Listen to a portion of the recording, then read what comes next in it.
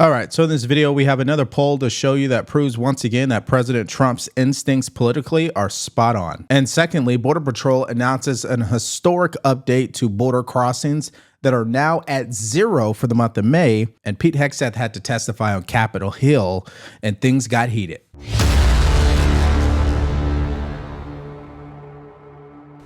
And overall, I feel like there's more support for Donald Trump's positions than is comically acknowledged. Oppose Iran getting a nuclear weapon. I mean, look at this. 79% of adults agree on that. They agree with Donald Trump. Iran cannot get a nuclear weapon. 83% of Republicans, 79% of independents, 79% of Democrats. When you get 79% of Democrats and 83% of Republicans agreeing on anything, you know that that position is the very clear majority in this country. And so the American public is with Donald Trump. They definitely oppose Iran getting nuclear weapons. Listen, guys, I wanted to start off this video with this clip to prove that President Trump and his instincts politically are one of the best. I mean, he knows what he's doing. He knows what he's saying. He did win an election, by the way, not once, but twice. So maybe the president is onto something here. And even though there is this emotional reaction since the very beginning of what could happen, not what has happened, I think the president is on the right track here, because ultimately the end result is what? If Iran gets nuclear weapons, what then? Now, to further prove the point that President Trump is on the right track here, listen to this. Do Americans prefer a sort of military action here or a diplomatic solution when it comes to Iran? Right. So, you know, we're talking about you can favor one thing, but you could also favor another thing more. So, yes, the U.S. public plurality and the vast majority of Republicans would favor U.S. airstrikes if Iran's trying to make a nuclear weapon. But what do they prefer? To limit the risk of Iran making nuclear weapons, the American public prefers what? They prefer a negotiated agreement. 69% of the American public prefer a negotiated agreement as compared to 14% who prefer taking military action. I will note, Sarah Seidner, that this 69% includes 64% of Republicans. So even if Republicans, the clear majority, would in fact support airstrikes on Iran, U.S. airstrikes on Iran, they prefer a negotiated agreement. And of course, that's exactly what President Trump has been doing. That's what he tried to do. He tried to work out an agreement. He gave them 60 days, didn't work. So then what's step two? Well, they're going to have to use force. And of course, currently right now, it's Israel who's actually executing the force, and America is in a support position. Now, for people out there, as we've been talking about since this story came out, there are conservatives who still even disagree with that. And they make valid points. Hey, that support position could end up being a more active position where we are the ones executing these military airstrikes. And if we're doing that, then that would lead to what? And full-out war that could last forever. Now, getting back to what happened this morning, here is a reporter asking the president a ridiculous question. Take a listen. Have you been answered questions about whether you are moving closer, or you believe the U.S. is moving closer to striking Iranian nuclear facilities? Where's your mindset on that? I can't say that, right? You don't seriously think I'm going to answer that question? Will you strike the Iranian nuclear component? And what time exactly, sir? Sir, would you strike it? Would you please inform us so we can be there and watch? I mean, you don't know that I'm going to even do it. You don't know. I may do it. I may not do it. I mean, nobody knows what I'm going to do. I can tell you this, that Iran's got a lot of trouble, and they want to negotiate. And I said, why didn't you negotiate with me before? All this death and destruction. Why didn't you negotiate? I said to the people, why didn't you negotiate with me 2 weeks ago? You could have done fine. You would have had a country. It's very sad to watch this. I mean, I've never seen anything like it. It's so, you know, everyone thought it was going to be the reverse. I didn't think so. And I was telling them, you gotta do something. You gotta negotiate. And at the end, last minute, they said, no, we're not going to do that, and they got hit. Okay, so that's President Trump once again being asked questions about Israel and Iran. This is happening during the construction of 200-feet flagpoles that he is installing on the South Lawn. One is already up, and they're working on the second one. But getting back to this conflict, I mean, I don't understand why these reporters are asking sensitive information from the president and expecting that he's going to answer. Like, hey, are you guys going to strike Iran? And are you guys going to do it today or tomorrow? Like, why would he say that publicly? I mean, their job is to be a professional at asking questions. You would think they'd read the room and understand that's probably not something publicly they should be asking him. And let's not forget, one of the big issues so far is the risk that we could get caught up in a forever war. Well, they asked him about that, and so here's what he said. Some of the people on the base don't want a long-term war. They're afraid that we're going to get into a long-term war. We're not looking for a long-term war. We're looking, I only want one thing.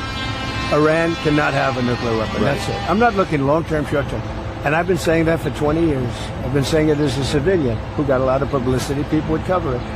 Very simply, Iran cannot have a nuclear weapon. That's it. It's not a question of anything else. And if you did, you wouldn't have much of a country because they would use it on us and they'd use it on other people and there'd be a terror all over the world. Bottom line is this. No matter what your opinion is, no matter what you believe, whether you support President Trump and what he's doing or not, the most important question that you should ask yourself is what happens if Iran builds a nuclear weapon and is ready to use it? What would you want America to do in that scenario? Now, I'm sure, and I'm just assuming here, that you wouldn't want us to just sit around and do nothing, right? I'm sure you'd want us to prevent them from using it, okay? And I'm just assuming here. And so what President Trump is doing is trying to prevent Iran from getting to that point.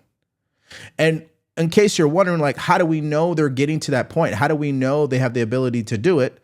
Well, here's what Tulsi Gabbard said in March, and I think it proves his point. Take a listen. In the past year, we've seen an erosion of a decades-long taboo in Iran on discussing nuclear weapons in public, likely emboldening nuclear weapons advocates within Iran's decision-making apparatus. Iran's enriched uranium stockpile is at its highest levels and is unprecedented for a state without nuclear weapons. The IC continues to assess that Iran is not building a nuclear weapon, and Supreme Leader Khamenei has not authorized the nuclear weapons program that he suspended in 2003. The IC continues to monitor closely if Tehran decides to reauthorize its nuclear weapons program. Now, what's interesting, in that same testimony, Tulsi Gabbard did confirm that according to the intelligence community, Iran does not have a nuclear weapon, but they do have, quote, enriched uranium stockpile at its highest levels and is unprecedented for a state without nuclear weapons. I mean, the analogy here is like someone who has tons of gunpowder, but they don't have any ammunition. I mean, sooner or later, they can probably get the ammunition at levels we don't want them to have, right? Because they have the raw materials. And so, of course, President Trump in step one was what? Hey, let's work out an agreement where we will supervise you, Iran, destroying this uranium. And obviously that didn't work because the deal fell apart and Israel launched strikes against Iran. And now we are where we are. Now here is Secretary of State Marco Rubio echoing the same thing. Take a listen. When you say 60, that's misleading when people hear that number because they think 60% enrichment and 90% is what you need for a weapon. Actually, 90% of the work it takes to get to weapons grade enrichment is getting to 60. Once you're at 60, you're 90% of the way there. You are, in essence, a threshold nuclear weapons state, which is what Iran basically has become. They are at the threshold of a nuclear weapon. If they decided to do so, they could do so very quickly. If they stockpile enough of that 60% enriched, they could very quickly turn it into 90 and weaponize it. That's the danger we face right now. That's the urgency here. That's why Israel feels urgency about it, and that's why we feel urgency about it, but not just us. Throughout the Gulf region, no country in the region wants Iran to have a nuclear weapon. And you also talk about not just a weapon, they have long-range missiles that they can deliver those weapons to. This is a very grave risk. And they are enriching at that level, and they're openly doing it, by the way. In fact, their Congress, their legislative branch, actually passed a law requiring them to enrich at a certain level because JCPOA, the Obama deal with Iran, was canceled. So this is a critical moment. All right, now before we go any further, let's hear from today's sponsor. So it's no secret that the Fed Chair Jerome Powell is keeping interest rates sky high. And guess who pays the ultimate price? You do. See, it's harder than ever to qualify for a loan, a mortgage, even a basic credit card, no matter how hard you worked on your credit. That's why I partnered with MDW Credit Solutions, because they fight for you. They go straight to the credit bureaus, file real disputes, help with removing late payments, collections, charge-offs, and whatever else is holding you back. And right now, they're giving my viewers an exclusive deal. Just $79 a month, you get a full audit, unlimited disputes, monthly updates, and real human support, not some overseas bot. So call 559-608-4242 or go to mdwcreditsolutions.com/Devori or hit the link in the description below. And the Secretary of State makes a phenomenal point. We are at a critical moment, which is why this clip that's been going viral between Ted Cruz and Tucker Carlson has caught so many people's attention. Unfortunately for the senator, he was not prepared for this interview because he was unable to answer simple questions as it relates to Iran, especially if America is considering not only destroying their nuclear program, but potentially destroying the country as we know it. How many people live in Iran, by the way? I don't know the population. At all? No, I don't know the population. You don't know the population of the country you seek to topple? How many people live in Iran? 92 million. Okay. Yeah, How could you not know that? I don't sit around memorizing population tables. Well, it's kind of relevant because you're calling for the overthrow of the government. Why is it relevant whether it's, because, it's 90 million or 80 million or 100 million? Why is that relevant? Because if you don't know anything about the country... I didn't say I don't know anything about Okay, what's the ethnic mix of Iran? They are Persians and predominantly Shia. Okay, it's not even... You don't know anything about Iran. So okay, I am not the Tucker Carlson expert on Iran. You're a senator who's calling for the overthrow of the government. You're the one who don't know anything about the country. No, you don't know anything about the country. You're the one who claims they're not trying to murder Donald Trump.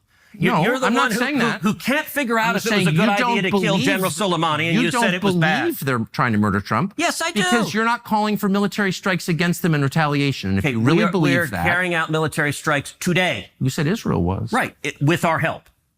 I said we. Israel is leading them, but we're supporting them. Well, you're breaking news here because the U.S. government last night denied, the National Security Council spokesman Alex Pfeiffer denied on behalf of Trump that we were acting on Israel's behalf in any offensive capacity. No, we're not bombing them. Israel's bombing them. You just said we were. We are supporting Israel. Israel. High stakes. You're a senator. If you're saying the United States government is at war with Iran right now, people are listening. Okay. All right. Clearly, there are so many things wrong with that interview, and it should be live now at this point where you could watch the full 2 hours. According to the senator, he believes this was a got you moment. He believes Tucker Carlson was not being genuine here, and he was trying to embarrass him. I'm of the opinion that if you are a United States senator and you have definitely been involved as Congress in neutralizing Iran's nuclear program, then I would think you would know at least some of this information. And even if you didn't know it, I think you'd be able to come up with a reason why you don't know it. But again, I probably wouldn't buy that either. And so no matter what side you're on, I think this is another great example that people in Congress don't know as much as we think they do. So no shocker there, but it has been going viral, and I'd love to get your guys' reaction to it in the comment section below. Now, if you thought Ted Cruz's reaction was ridiculous, wait till you hear this from Whoopi Goldberg this morning on The View. She now claims that people in Iran are going through exactly what Black Americans are going through right now in our country today. Hear it for yourself. But let's just remember, too, the Iranians literally throw gay people off of buildings. They don't adhere to basic human rights. Listen, here's the thing.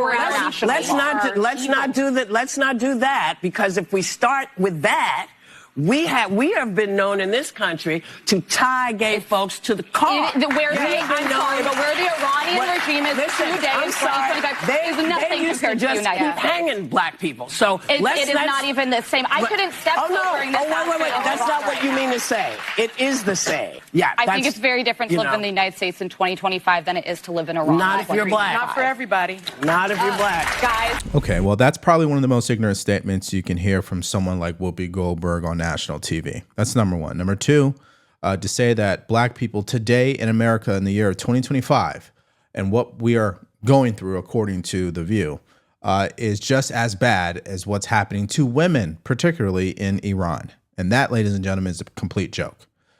Tell me you don't know what you're talking about without telling me you don't know what you're talking about. Also, prove to me that you've never been to the Middle East. You don't even understand the culture. It's just ludicrous. Okay, and so let's circle back to statements that have some substance to them.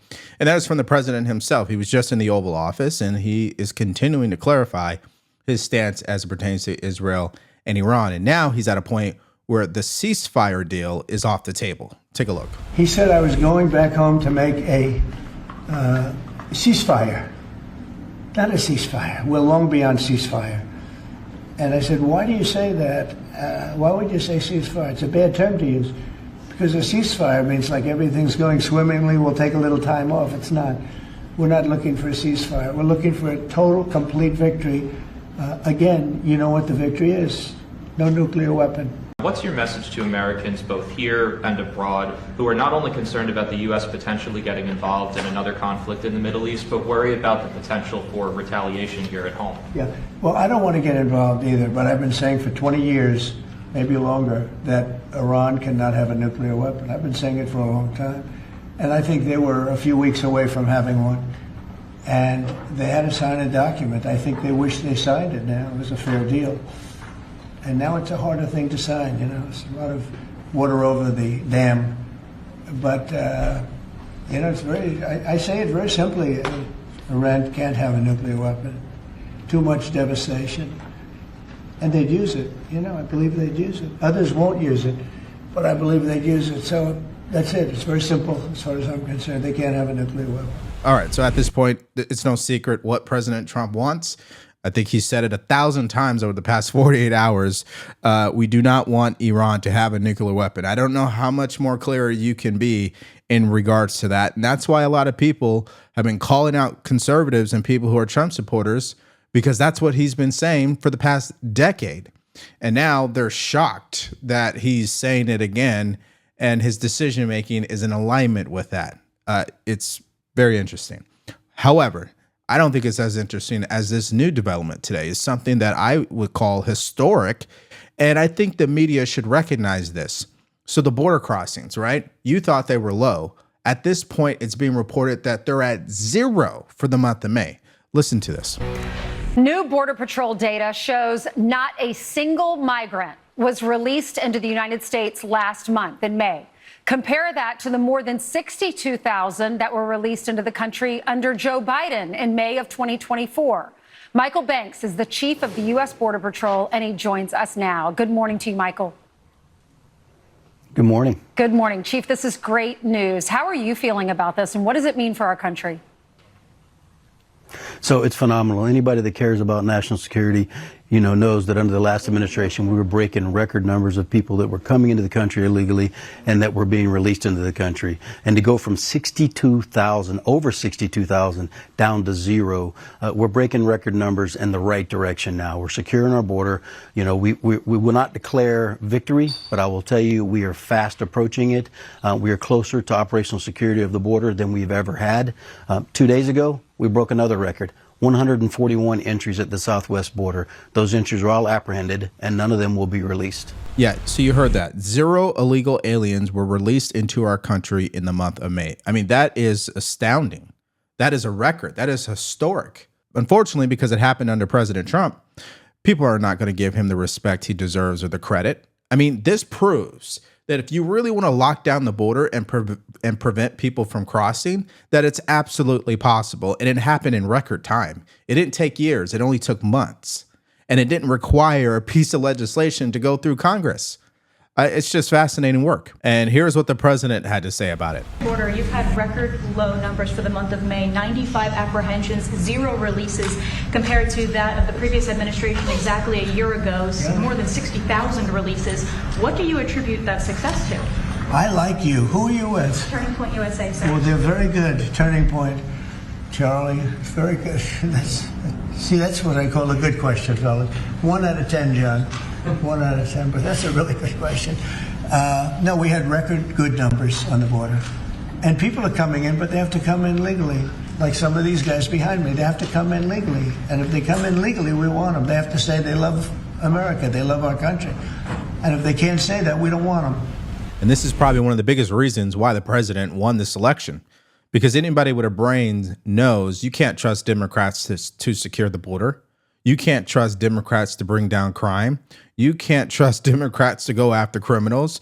You can't. I mean, it's fascinating how many people still today try to argue that President Trump is the worst president in history and Kamala Harris should be the president. These are individuals who are not able to think for themselves critically here. Now, you may disagree with a lot when it comes to President Trump, but if you're comparing his policies to the policies of a Kamala Harris administration, especially if you call yourself a Christian, especially if you call yourself a conservative, especially if you care about the safety of Americans, Kamala Harris would never be the president in that scenario.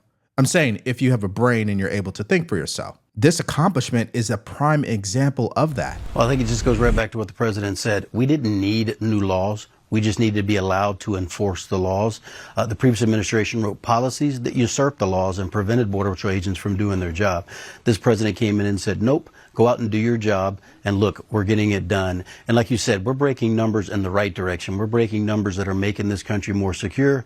And the Border Patrol is doing what we've always known how to do. We just need to be allowed to do it. And with the leadership of President Trump and Secretary Noem, we're getting the job done every day. We're going to continue breaking records. However, those records are going to be in the record numbers of people that we are not allowing into this country illegally. Okay, so now we can go to our next story, and this is on Capitol Hill today. Pete Hegseth, Secretary of Defense, has been testifying, and this is supposed to be in regards to the budget for FY26. But as you know, Democrats want to grill the Secretary of Defense on things that they believe is worthy of, I guess, the country's attention. And so we're going to start with the first question they posed to him, which is, has he ordered military troops to shoot unarmed protesters? Yeah. Take a listen. Do they have the ability, the uniformed military, to arrest and detain protesters currently today? It's a yes or no thing. Authority. It's sort of amusing the extent to which the speculation is out there. These troops are given very clear orders. Then what is the order? Then list it out for us. Be a man. List it out. Did you authorize them to detain or arrest? That is a fundamental issue of democracy. I'm not trying to be a snot here. I'm just trying to get the actual. Did you authorize them to do that? All of these orders and what they're sent there to do are public. They are there so say it. So say it. Yes or no. I'd like to. Please, yes or no? As I've said time and time again through interruption, they're there to protect law enforcement, do they have ICE the ability officers to arrest? who are trying to do their job, deporting illegals who were allowed in by the previous administration. So they cannot arrest and detain citizens of the United States, the uniformed military. As we've stated, if necessary, in their own self-defense, they could temporarily detain and hand over to ICE. But there's no arresting going on. And you know this better than you're trying to play political games. There's no arresting of U.S. personnel. Of the U.S. military against members of the protest. Have you authorized U.S. military cyber tools to investigate people participating in these protests? Yes or no? Certainly in no way that I'd be aware of. Okay, that's good. I love that answer. That's great. Okay, so I think it's abundantly clear what she's trying to do here. And it's that Democrats are trying to find a weakness when it comes to the Trump administration, and they believe Pete Hegseth is that guy. Because Democrats right now, their main thing is to make sure that President Trump fails. That's number one. And number two, strategy to do that is to go after people in his cabinet that they believe has been exposed or they can expose. And so that's really what's going on here with Pete Hegseth. There's no real substance in these questions, even though they're very emotional about the way that they're asking them. Let's continue. Have you given the order to be able to shoot at unarmed protesters in any way? I'm just asking the question. Don't laugh. Like the whole country. And by the way, my colleagues across the aisle. What is that based on? What evidence would you have that an order like that has ever been given? Giving that order to your predecessor, to a Republican Secretary of Defense, who I give a lot of credit to because he didn't accept the order. He had more guts and balls than you because he said, I'm not going to send in the uniformed military to do something that I know in my gut isn't right. He was asked to shoot at their legs. He wrote that in his book. That's not hearsay. So your poo-pooing of this, it just shows you don't understand who we are as a country, who we are. And all of my colleagues across the aisle, especially the ones that served, should want an apolitical military and not want citizens to be scared of their own military. I love the military. I served alongside my whole life, so I'm worried about you tainting it. Have you given the order? Have you given the order that they can use lethal force against honor? I want the answer to be no. Please tell me it's no. Have you given the order? Senator, I'd be careful what you read in books and believing it, except for the Bible. Oh, my God. So your former predecessor, I guess that's not enough for you. Yeah. So according to the senator, if you write something in a book, it's all facts, right? It's not hearsay. She's a complete joke by making that argument. That's number one. Number two, instead of asking about the budget and whether or not we should continue to increase the budget for the Department of Defense, she wants to go down these roads that lead to nowhere. I mean, the fact of the matter is, if someone rolls up on a federal building where the U.S. Marines were stationed, they start threatening the Marines, They don't listen to any of the orders, and then they try to barge their way in. They're getting detained, lady. What are you talking about?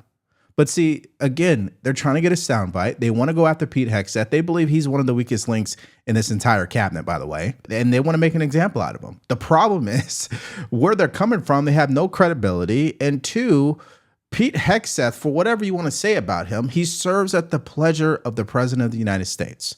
These people were not appointed to these cabinet positions, and I'm talking about most of them. I think I would probably leave out Scott Bessent, but most of these people have been appointed to these positions not because they are the most qualified and experienced. They have been appointed to these positions because they are individuals who are against the status quo. That's number one. But number two, they're going to follow the instructions of the president. So it's really the White House who's instructing the Department of Defense to do what they're doing. And I think that is also what irks the senator here. So why don't you tell me how you feel about everything we discussed in this video? Obviously, the continuous back and forth in regards to Israel and Iran. Any moment now, we're waiting to see what is going to take place exactly. Will America particularly get involved at a different level?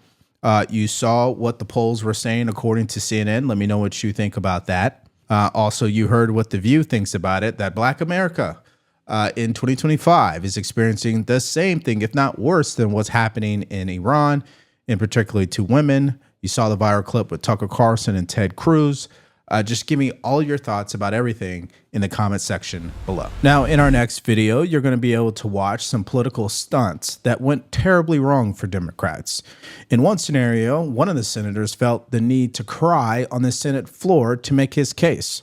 Well, of course, none of it actually leads to any results, but we talked about it, including more stories. And so if you want to watch that video, all you have to do is click on it because it's coming up right now.